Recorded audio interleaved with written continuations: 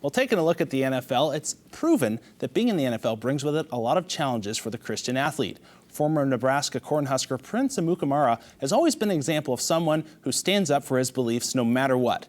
Now as a New York Giant, Prince Amukamara continues to be a steadfast example for Christ. Even the name is an attention grabber.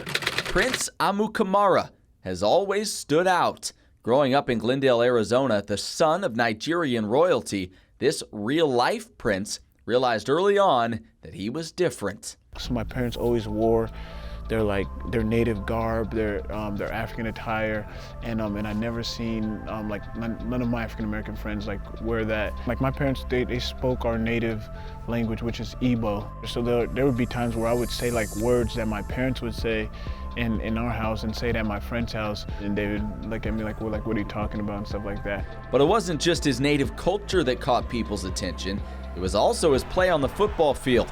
Prince, a defensive back, would commit to Nebraska, where he would break out his junior year, intercepting 5 passes on his way to first-team All-Big 12 honors. Amukamara, 20, 15, Prince is spinning around at the 12. And it was in Lincoln, Nebraska, that Prince began to stand out in another way, the most important way, for his faith. I didn't necessarily separate from my friends, but I just try to be a light in that circle. And if they ask questions about Prince, why are you saving yourself till marriage? Or Prince, how come you're not drinking and stuff like that? When those questions get brought up, then it's okay, these guys, I have them leaning in. After shining a light in Lincoln, Prince would head to the Big Apple, being selected by the Giants in the first round of the 2011 NFL Draft. The fame, fortune, and scrutiny that all come with life in the NFL could have easily proven to be a stumbling block for Prince, but his faith never wavered. Someone explained to me, it's this analogy, kind of corny, but it works. So it's about being a thermometer or a thermostat. So a thermometer, it goes with whatever the temperature is. So whatever's going on in the locker room, that person who's a thermometer is just gonna go with whatever culture says or society. But a thermostat, it sets the temperature. It's gonna stay the same no matter what the environment. So if you set it on 60, it's gonna be 60. So I just try to be a thermostat. To me, if I'm convinced that I know what is right, there's not a lot that